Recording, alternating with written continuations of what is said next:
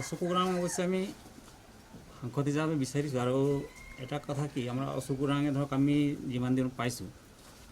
ময়ো আৰ্টছা কৰা এটা সময়ত আমি তেৰেছ বল্লা ৰামেশ্বৰ তেলী ওচৰাং অশোক উৰাং আমাৰ ভাইটিৰ নিচিনা ধৰক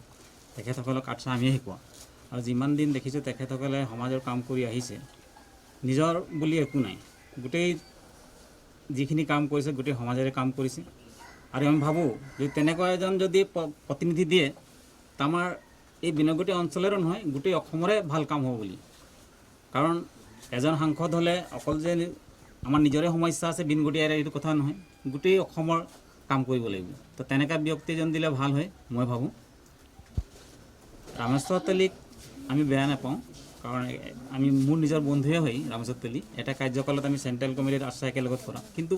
তেখেতৰ যিখিনি কৰণীয় কাম আছিলে অৱশ্য আমি দেখাত তেখেতে আজিলৈকে হয়তো কৰা নাই কাৰণ বিশেষকৈতো আমি চাহ জনগোষ্ঠীৰ প্ৰতিনিধি কৰিছোঁ যেতিয়া চাহ জনগোষ্ঠীৰ সমস্যাবিলাক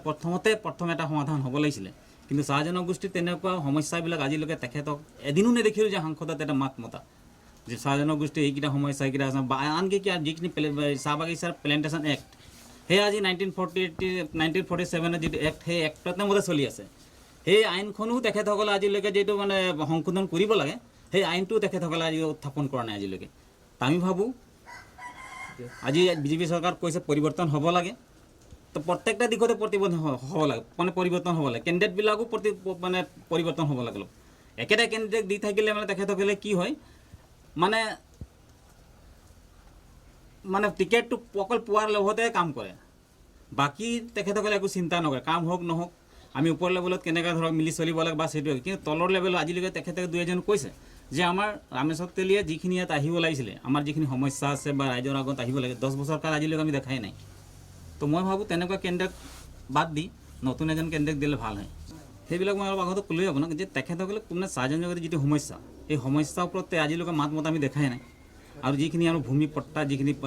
মানে পৰিধান কৰিব লাগিছিলে তেওঁলোকসকলে আজিলৈকে সেইখিনি কথা কোনোদিন উল্লেখ কৰা দেখাই নাই তেখেতসকলৰ মুখৰ পৰা আজিলৈকে শুনা নাই বিফল হৈছে কাৰণ আৰ্টছা কৰোঁতে আমাৰ এটা সেইকেইটা দাবী আছিলে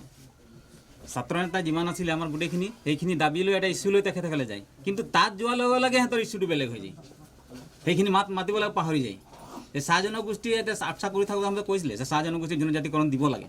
কিন্তু আজি আমাৰ যিখিনি চাহ জনগোষ্ঠী প্ৰতিনিধি যায় তাত মাতে নাই যে চাহ জনগোষ্ঠী দিব লাগে বুলি তো সেইটো কাৰণে আমি ভাবোঁ সেইখিনি বিফল হৈছে আমি তেখেতক যিখিনি দেখিছোঁ সৰুৰ পৰা আমি ভাবিছোঁ নিশ্চয় তেখেতে সদনত গৈ এইখিনি মাত মাতিব পাৰিব কাৰণ তেখেতৰ সেইখিনি যোগ্যতাত আছে মানুহৰ যিখিনি ধৰক আৰ্থিক যিটো শৈক্ষিক দিশত যিটো মানে থাকিব লাগে শিক্ষা দিশত তেখেতৰ এই বস্তুটো আছে মাত মাতিব পাৰিব আমি এই দীৰ্ঘ বিশ্বাস আৰু তেখেতক যদি টিকেটটো দিয়ে আমি ভাবোঁ নিশ্চয় অকল আমি চাহ জনগোষ্ঠী প্ৰতিনিধি নহয় সমূহ জাতি আছে সমূহ জাতিয়ে তেখেতক মানে সহায় কৰি জিকাব বুলি মোৰ আশা এটা আছে আমি স্থানীয় হিচাপে তেওঁ এজন যোগ্য প্ৰাৰ্থী বুলি আমাৰ মতে আমি বিবেচিত কৰোঁ গতিকে তেওঁক আমি চৰকাৰখনে বিজেপি চৰকাৰে যদি উচ্চ পৰ্যায়বিলাকে যদি তেওঁক টিকেটটো দিয়ে আমি নথৈ আনন্দিত হ'ম আৰু তেওঁ এজন আমি যোগ্য ব্যক্তি বুলি আমাৰ দৃঢ় বিশ্বাস আছে মানে সৰুৰ পৰা আমি দেখি তেওঁ এজন যোগ্য ব্যক্তি কিন্তু তাতোতকৈ যোগ্য বুলি আমি অশোক উৰাং ডাঙৰীয়াক বিচাৰি মানে